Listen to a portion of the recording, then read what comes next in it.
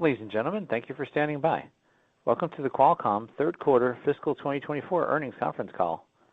At this time, all participants are in listen-only mode. Later, we conduct a question-and-answer session. If you'd like to ask a question during that time, please press star, then the number 1 on your telephone keypad. To withdraw your question, press star, then the number 2. If you're using a speakerphone, please pick up your handset before pressing the numbers. Please limit your questions to one question and one follow-up. As a reminder, this conference is being recorded July 31st, 2024. Playback number for today's call is 877-660-6853. International callers, please dial 201-612-7415. The playback reservation number is 137-47430. I would now like to turn the call over to Mauricio Lopez-Adoyan, Vice President of Investor Relations. Mr. Lopez-Adoyan, please go ahead. Thank you, and good afternoon, everyone. Today's call will include prepared remarks by Cristiano Amon and Akash Palkhiwala. In addition, Alex Rogers will join the question-and-answer session. You can access our earnings release and a slide presentation that accompany this call on our Investor Relations website. In addition, this call is being webcast on Qualcomm.com, and a replay will be available on our website later today. During the call today, we will use non-GAAP financial measures as defined in Regulation G, and you can find the related reconciliations to GAAP on our website. We will also make forward-looking statements, including projections and estimates of future events, business or industry trends, or business or financial results. Actual events or results could differ materially from those projected in our forward-looking statements. Please refer to our SEC filings, including our most recent 10-K, which contain important factors that could cause actual results to differ materially from the forward-looking statements. And now to comments from Qualcomm's President and Chief Executive Officer, Cristiano Amon. Thank you, Mauricio, and good afternoon, everyone. Thanks for joining us today. In fiscal Q3, we delivered non-GAAP revenues of $9.4 billion and non-GAAP earnings per share of $2.33, which was above the midpoint of our guidance range. Revenues from our chipset business of $8.1 billion reflect the sequential growth in automotive and IoT and continued traction of our Snapdragon mobile platforms across leading smartphones. Our automotive and IoT revenues were the result of ongoing execution of our diversification strategy. Licensing business revenues were $1.3 billion. Now, I would like to share some key highlights from the business. In automotive, we secured more than 10 new design wins with global automakers during the quarter. These include next-generation digital cockpit, connectivity, and/or ADAS and autonomy. Our Snapdragon digital chassis continue to scale across virtually all OEMs and is now a key asset for the automotive industry. As we look forward, we're focused on extending our industry-leading on-device AI solutions to the Snapdragon digital chassis to enable automotive-centric Gen AI use cases and applications.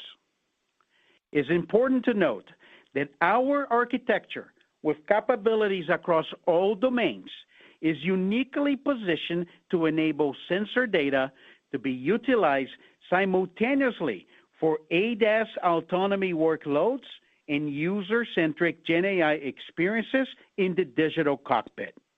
A great example is our Snapdragon Ride Flex solution, which combines digital cockpit and ADAS on a single SoC. Future drivers for automotive growth include Gen AI experiences, the software-defined vehicle transition, central computing replacing microcontrollers, expansion into two-wheelers, and car-to-cloud services. In handsets, we are pleased that all Galaxy Z Fold 6 and Flip 6 are powered by the Snapdragon 8 Gen 3 for Galaxy, delivering extraordinary AI capabilities, premium-level performance, and power efficiency for foldable devices.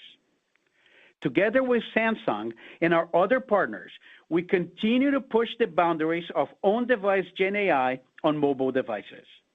To that end, we're pleased with the growth and trajectory of AI use cases on smartphones.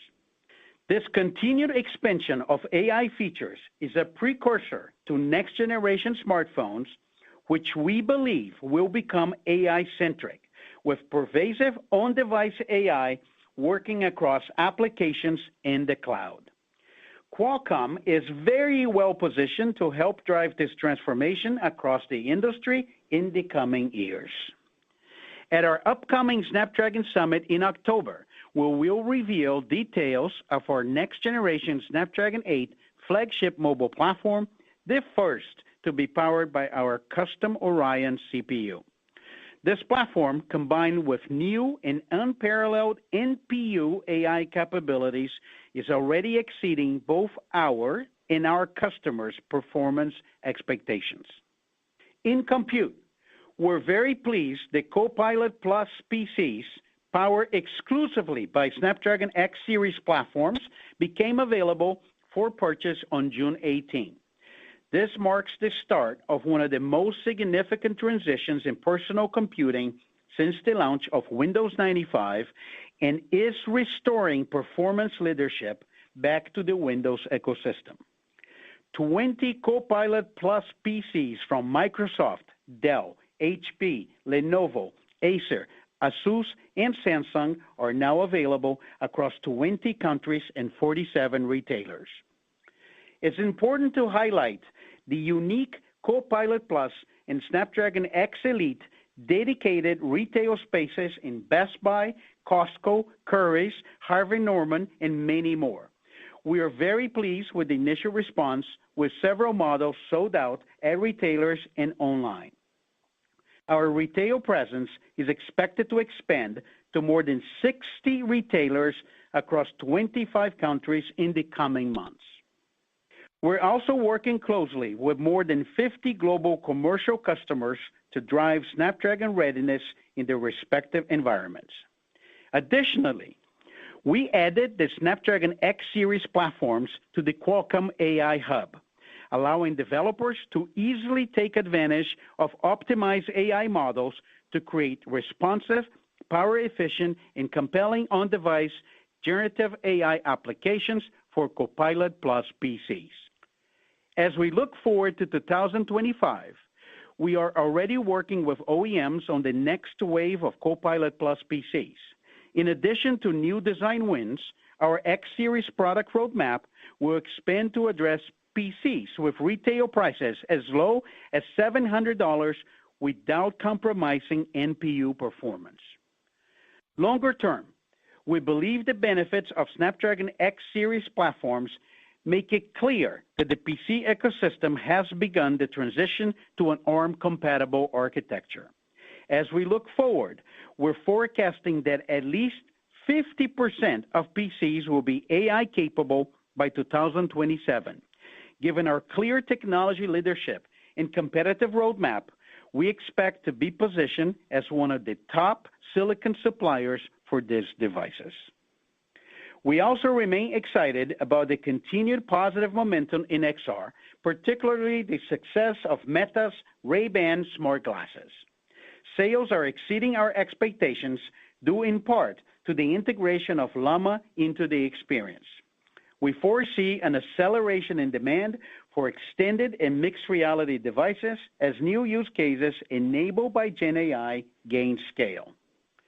Snapdragon XR remains the industry platform of choice, and we are engaged with major ecosystem players, including Meta, Google, Microsoft, and others.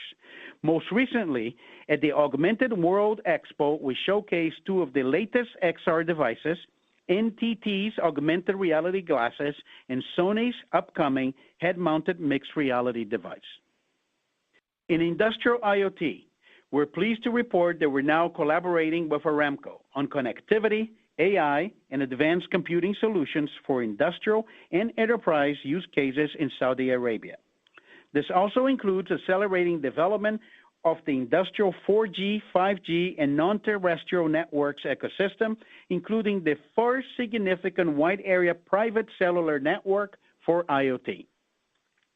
As the industrial sector is transformed by AI, we expect an increase in demand for more complex on-device processing.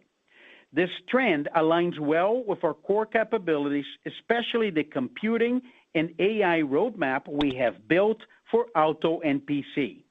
As high-performance processing and intelligence at the edge becomes critical for the next phase of enterprise digital transformation, we see a unique opportunity to build a leadership position in this space. In the next few months, we will announce our new dedicated product roadmap for industrial IoT, including support for multiple operating systems, ability to run multi-billion parameter AI models, and a comprehensive development platform. Finally, we're very pleased to share that we recently signed a key long-term licensing agreement with Honor, a leading Chinese smartphone OEM. We continue to be pleased with the company's diversification beyond mobile, and we're particularly proud of what we have accomplished to date in automotive and PC. We will provide additional updates on our diversification strategy at our Investor Day in New York on November 19. I would now like to turn the call over to Akash. Thank you, Cristiano, and good afternoon, everyone. I'll start with our third fiscal quarter earnings.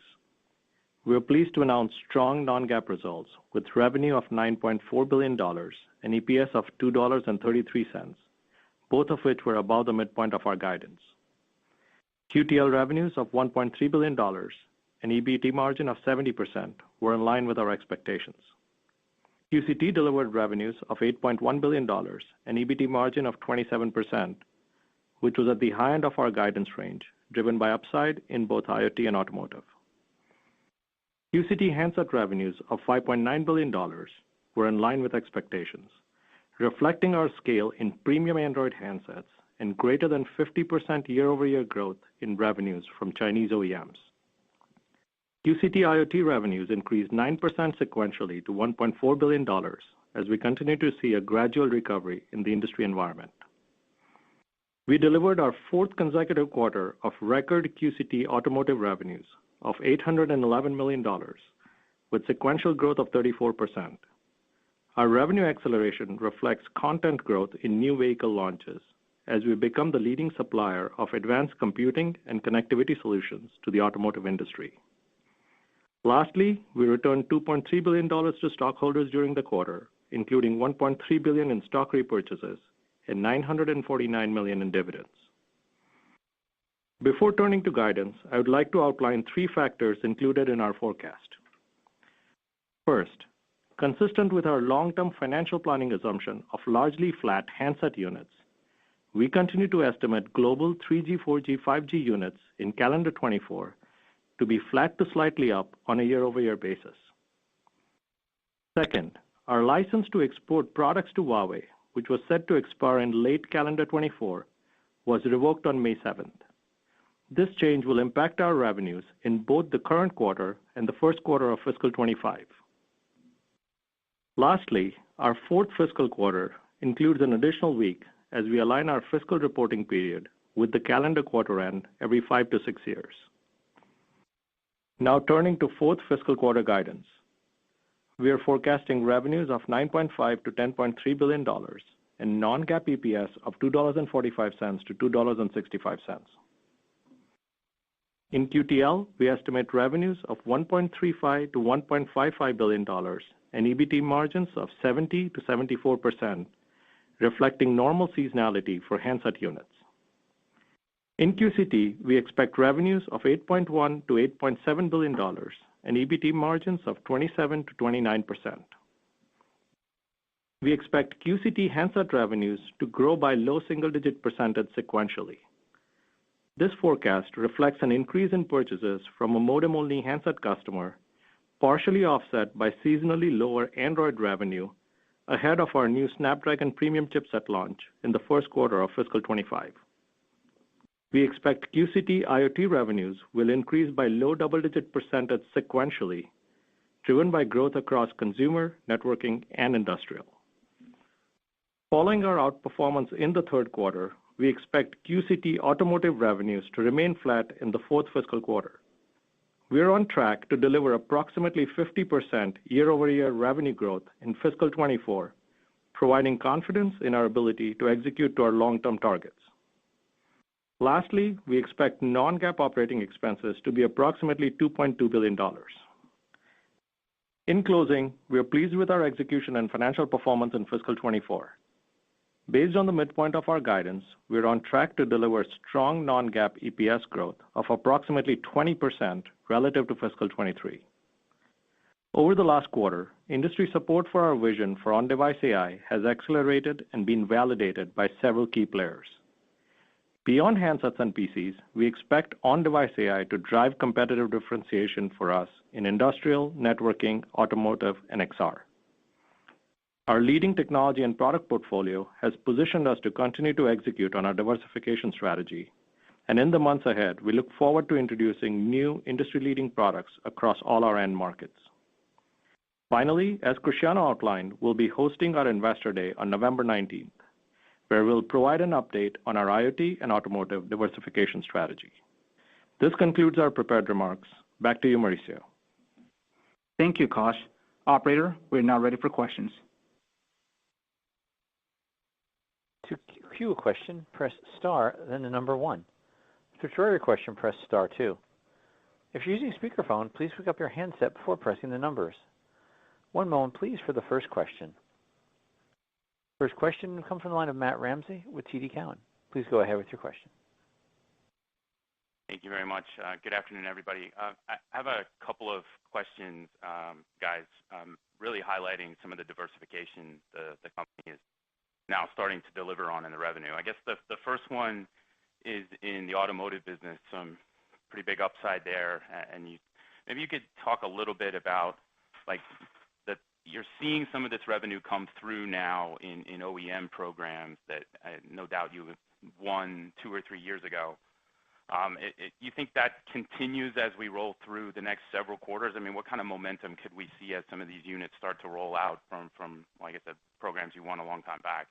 And then, Cristiano, the second one, people keep asking lots of questions about AI PCs. As you know, you're getting really close here to when the holiday ramp period would start for you to sell in units. So maybe you could give us your current take on your expectations of what the PC market could bring in terms of units or revenue for your company as we look forward into the next fiscal year. Thanks, guys.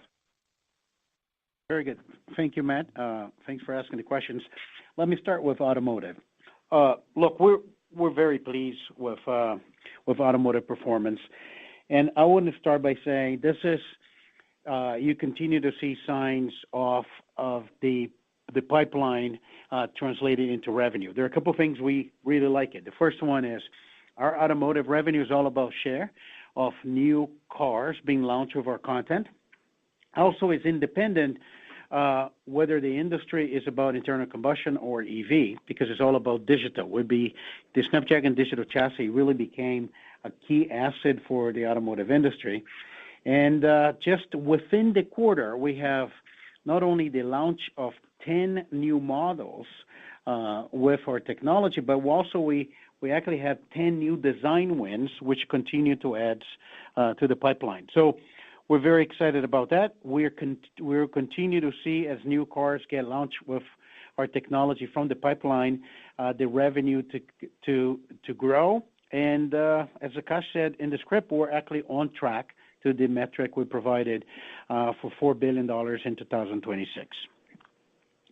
One side comment on your question. An upside is what Gen AI is doing in automotive. Gen AI use cases, especially using large language models for audio, is a great user interface firmware behind the wheel. We're starting to see a lot of interesting use case being developed. That's upside to our model. It could be an upgrade of content in the digital cockpit that we have in. The second comment, which is about PCs. I will start by saying we're very pleased. Is exceeding our expectations. We it's a new version of Windows. The Copilot Plus is a new architecture with an ARM compatible. We expect that will ramp over a period of time. But what we have seen in the market right now with the 20 models that get launched is exceeding our internal targets. Some models, as I mentioned in my prepared remarks, had sold out. And I think we should expect that will continue to be a crescendo, slow and steady as the market transition. We will have new product announcements coming up at IFA, and you're going to continue to see more Copilot Plus features coming from Microsoft.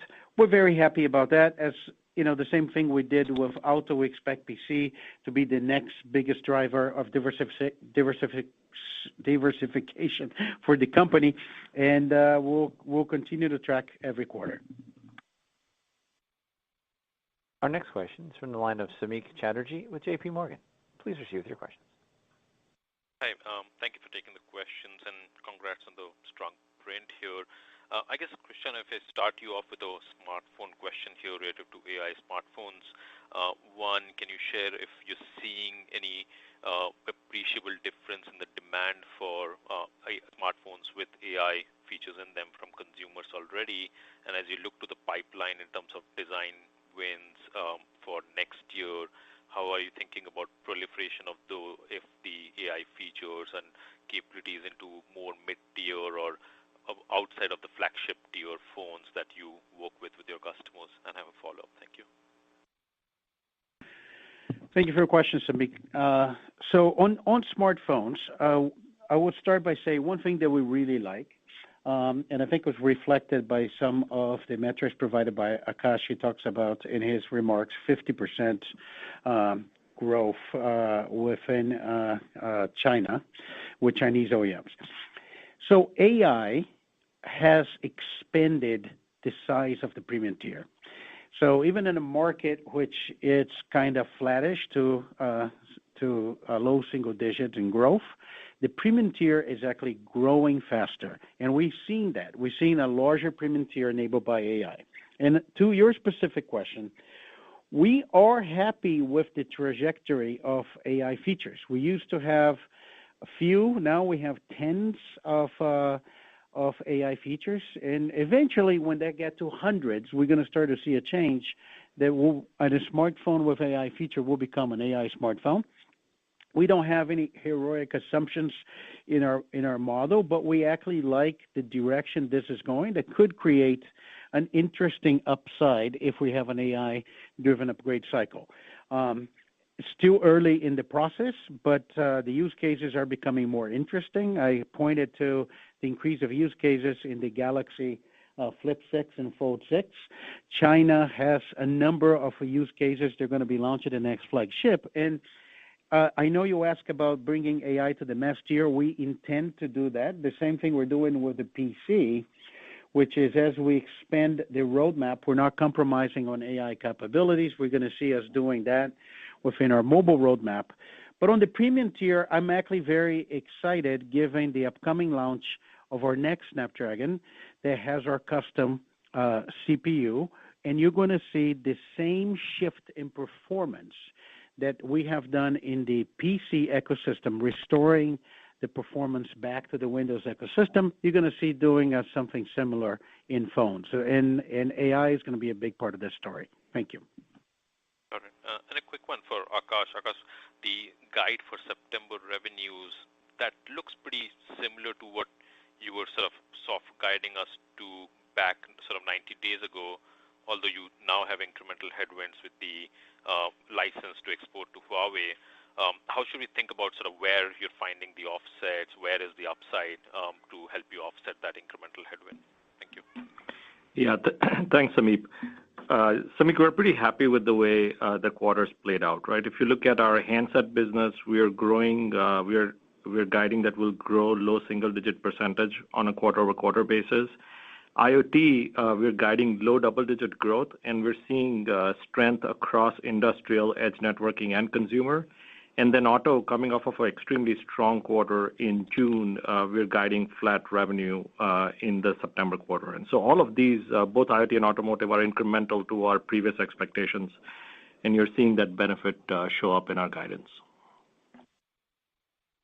Our next question is from the line of Chris Caso with Wolfe Research. Please proceed with your question.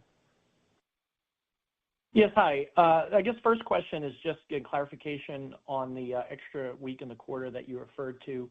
Can you speak about what impact you might expect that to have on both revenue and cost, and if there's any implications on that absence of the extra week as you go into the following quarter, which is obviously a seasonally strong quarter? Yeah, sure, Chris. If you think about the two factors I outlined for the guidance, which is the extra week on one hand, and then offset by the Huawei revenue reduction on the other side, those two largely offset each other, and so the net impact on our overall guidance is pretty limited when you consider the impact of both factors.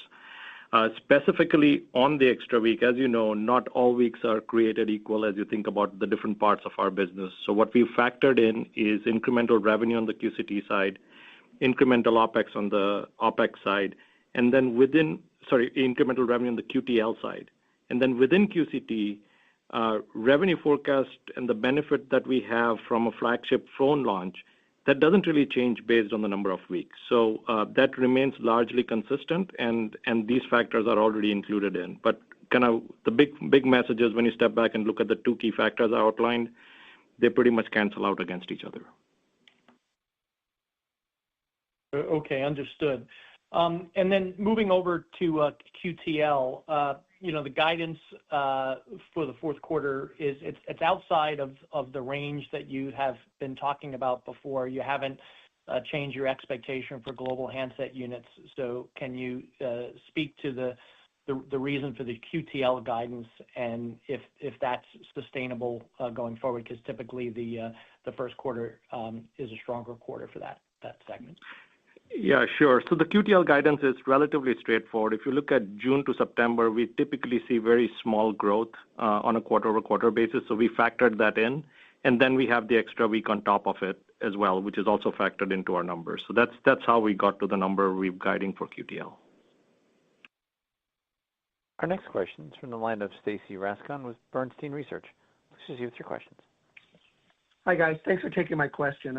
I want to ask the second half of Chris's question again that you didn't quite get to.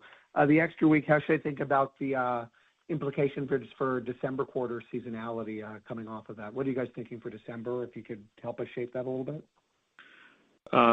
Sure, Stacy. So as you know well, we typically grow into the first quarter, into the December quarter, and we're expecting that it's a seasonally strongest quarter of the year going forward. And as we think about the quarter, there are couple factors we consider. First is the launch of our new Android premium tier chip, which is going to be a tailwind for us. We do go back from the 14 weeks back to 13 weeks within the quarter. And then relative to last year, we'll not have Huawei product revenue going forward, which we did have last year. So a net of all of this, when you look at a year-over-year basis, we expect revenue growth to be largely consistent with the year-over-year growth we saw in December quarter last year. Got it. That's helpful. If you could also just give us any sort of incremental color, how much of the guide is PC revenue at this point for next quarter? I know you said a consumer piece sounds like it's growing in IoT, that's where it is, but how much of it actually is PCs? Yeah, I mean, Stacy, in all candor, we're a few weeks into our launch, and so it's too early to kind of have either a bullish assumption or a specific assumption on PC. We do have indications from our customers, and we've tried our best to factor it in as we usually do. But as Cristiano said to us, this is about kind of the longer-term growth opportunity, and being very specific on sell-through in the short term is not really something that we have insight into. But we will, as we get to Investor Day, we're going to give a lot more disclosure and our specific plans on revenue ramp. Our next question comes from the line of Joe Moore with Morgan Stanley. Please proceed with your questions. Great, thank you. I wanted to come back to the 50% growth in China handset, and it sounds like you talked about growth in the premium tier there. Can you kind of give us a sense of how much of that is price versus units? And, is the market expanding? And then maybe, market share commentary, because your numbers seem better than your competitor. Yeah. So if you look at the total handset market, our general assumption is that from 23 to 24, it's flat to slightly up. So the market is not growing. But within that, the premium tier, the trend has been very positive. We've gone from greater than $400 representing 21% of the market now to representing 31% of the market. And so that's very significant growth that we are benefiting from. And as you know, we are very strong at the premium tier, and as that market expands, we get to participate in that, not just from a revenue perspective, but a content increase perspective as well. Okay, thank you. Our next question is from the line of Christopher Rolland with Susquehanna. Please proceed with your questions. Hey guys, thanks for the question. I guess in your latest Q, you talked about a bunch of new licenses coming up. I think they expire early fiscal 25, including Huawei. I guess first of all, the 4G at Huawei, would this might affect these negotiations?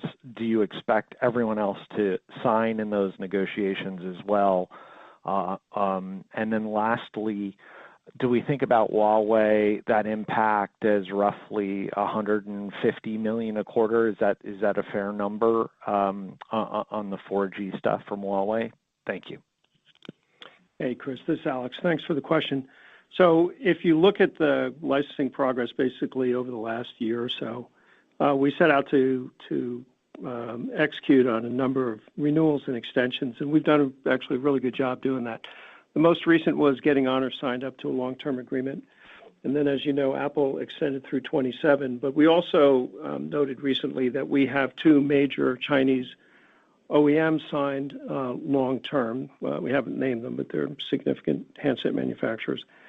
And then we're working through negotiations with others that, we still have optimistic expectations in terms of getting them signed up. We also recently announced that we signed up Transsion to a 5G license, and we're still negotiating with them. There's some litigation ongoing, but I think the important thing is to focus on the 5G license with that company and the ongoing negotiations. So Huawei is a company that, we've been engaged with, just like the others, in terms of trying to move negotiations forward. We expect that to continue. We don't really have any news on that just yet. And then from a revenue breakdown perspective, as you know, we don't break down our QTL revenue by OEM, but a reasonable way of thinking about it is look at the scale of the market and the number of units any specific OEM contributes to the scale of the market and apply that to our overall revenue stream. Our next question is from the line of Ross Seymore with Deutsche Bank. Please proceed with your questions. Hi, guys. One question, one follow-up. Thanks for letting me ask them. First, one probably more for Cristiano. I just wanted to see how you feel with your leadership position on both the modem and the apps processor side in your handset business. How do you feel about the relative market share that you'll have in the penetration at given customers? There's kind of perpetual debate about what you're doing with your lead Korean customer year to year, gen to gen. Same thing with your modem-only customer. So as you look forward over the next year or two, how are you feeling about the penetration that Qualcomm can have at the major customers? All right. Thanks for your question, Ross. Loaded question, so I'm going to have to unpack one by one. I think the first part of the question, how do we think about our modem technology? We feel pretty good about our modem technology. I think this is one of the core competencies of the company. We continue to be the number one company in the country in number of wireless patents and standard essential patents, and continue to be the company pushing forward the roadmap. As relates to our business with Apple, we still operate with the framework that we provided to you all. I think when we extended the chipset agreement, we expect to be operating within that. We have no new update to provide it. Everything above what we said before is an upside. So we don't have that in our financial planning assumptions above what we had disclosure. When we think about the application processor, I think the conversation is a little bit more interesting because we have always had the leadership in AI performance. We always had the leadership in peak and sustained performance in mobile gaming in other applications with our Arduino GPU. And now, for the first time in a while, we're going to have our own custom CPU, which will be announced at the Snapdragon Summit and will be in the flagship devices launching towards the end of the year, beginning of 2025. So I'll argue that our application processor advantage is accelerating.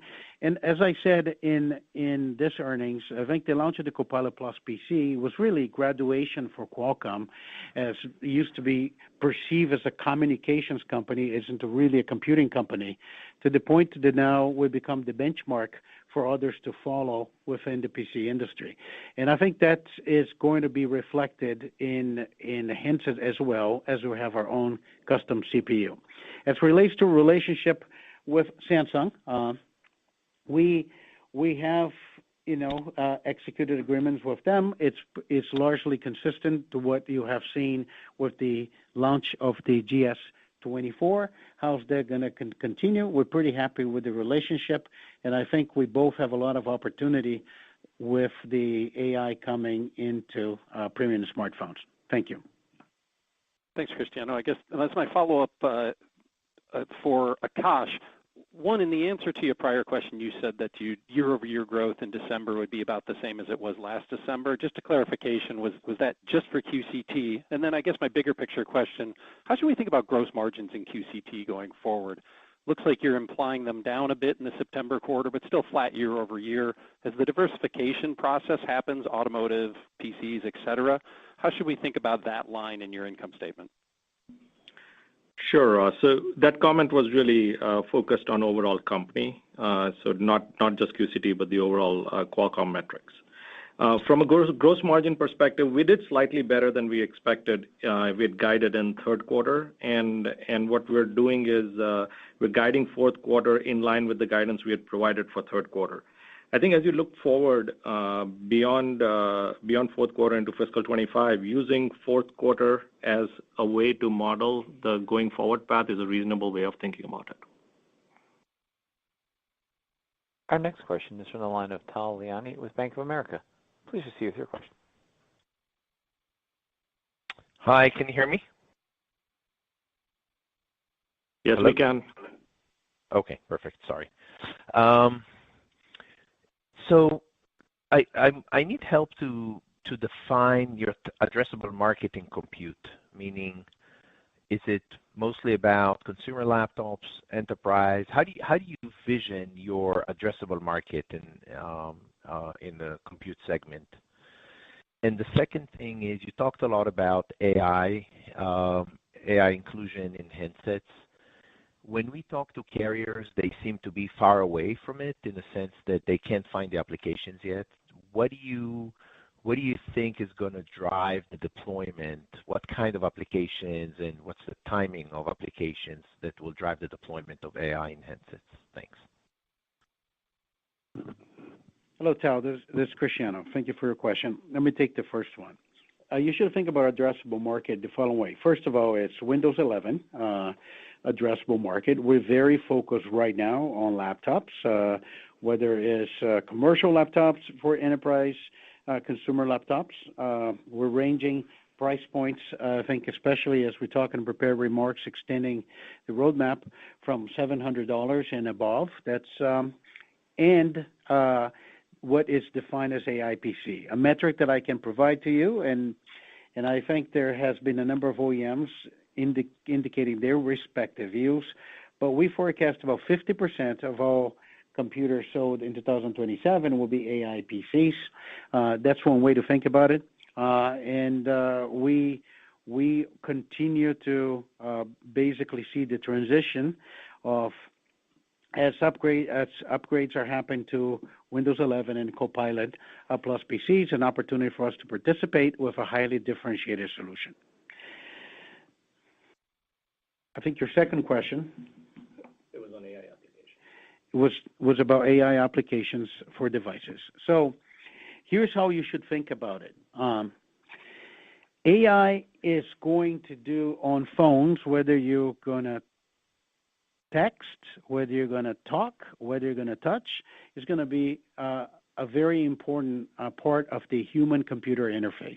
And this is going to start to change a lot of the user experience on apps. It's less of a carrier conversation. It's really more of an application conversation. And those are going to start to change a lot of the use case of existing apps, or you're going to start to see, as we see the development of new agents, that become more relevant.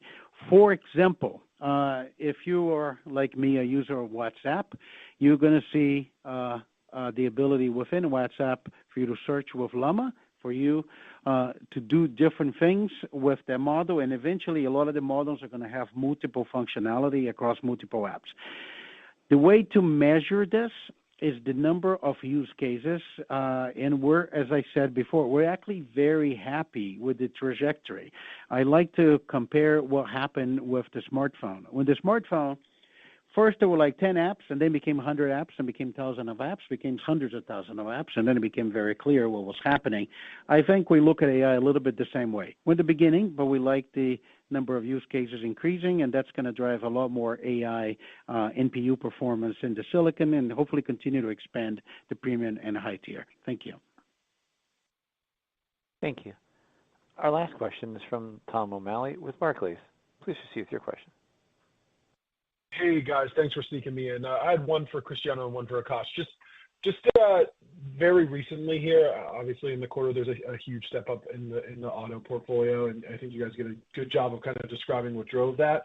But you've also, in your deck and kind of in your commentary, talked more about AI PC being a driver. Cristiano, if you look at kind of the next 12 months, you hosted an Auto Analyst Day, and you kind of talked about the opportunity being back-end loaded, and I think the end date was kind of the late 2020s. But if you look at the next 12 months, what opportunity do you think is more exciting to you, the automotive side or the IoT in terms of revenue growth? Obviously, the buckets are different sizes, but just breaking those two out as to what can drive some growth there. And then on Akash's side, if you look into Q4, you obviously have an extra week there, but you are seeing OpEx step down. Could you just walk through the moving parts that are expected to be up a little bit, just given the extra week? Thanks for all that. Appreciate it, guys. Thank you, Tom. Actually, I appreciate the question. I really like the question to give me an opportunity to explain this. You should think of Qualcomm, we're not just trying to build one big business of differentiation. Actually, we're building a number of diversification. We're really focused on this. And when we talk about Auto Investor Day, that was in September 2022, we kind of outline how that is going to be turning into a big platform for Qualcomm and building into the financials. And hopefully you can see now, especially with this quarter, how that's materializing. And that will continue. That's not going away. We expect, given the size of our pipeline, we talk about $4 billion in 26. We talk about $9 billion towards the end of the decade. We're on track to do that. But the second one is PCs. And as it's early, as I said, we're very happy. It's exceeding our expectations. Some models sold out. We just launched. I think when we get to the investor day, we probably will feel comfortable putting a metric out there of what that's going to represent and how that's going to grow over time when we think about a total contribution to Qualcomm. That's one that we're very excited. But we don't stop there.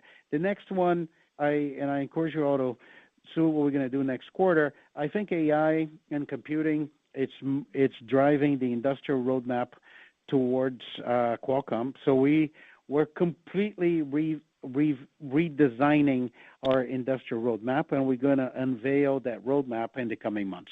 So we think about this as there are many markets that can benefit from technology. We're super focused on growth and diversification, and it's about a number of bets, not just one bet. Thank you. And Tom, on your second question in OpEx, we had some non-labor material-related spend and tape-out related spend in the third quarter, which is why third quarter OpEx was higher, and it goes down into the fourth quarter despite the extra week. And so it's just timing of non-labor spend that drove it. But fundamentally, no change in kind of the way we are managing OpEx. We're very committed to operating discipline and hiring. Even when we do it, it is very focused on specific new skills that are required for diversification. So you won't see a difference in the way we are managing the OpEx for the company. Thank you. That concludes today's question and answer session. Mr. Ramon, do you have anything further to add before adjourning the call? No, I just want to just quickly thank all of our partners, our suppliers, our employees for a great job on the PC execution. I think we're very proud of what we accomplished. We'll continue to drive AI across each one of our businesses. We feel we have a very unique position in the ability to run AI at the edge. We're very happy with the automotive traction, and we're actually looking forward to the next generation of products launching coming months. As I said, hopefully creating a new vector for growth of the company in the future in industrial IoT. Thank you very much. Ladies and gentlemen, this concludes today's conference call. You may now